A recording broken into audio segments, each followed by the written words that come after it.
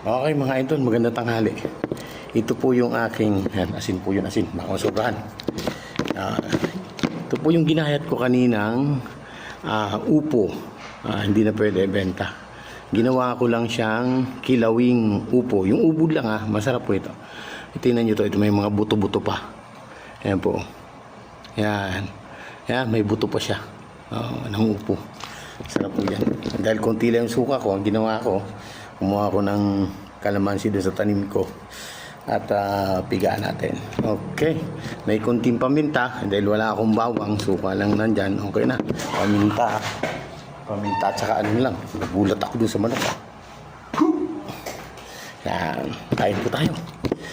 Okay, masarap to, itry nyo po. Ubod po siya, ubod. Masarap po, masarap. Tikman nyo po.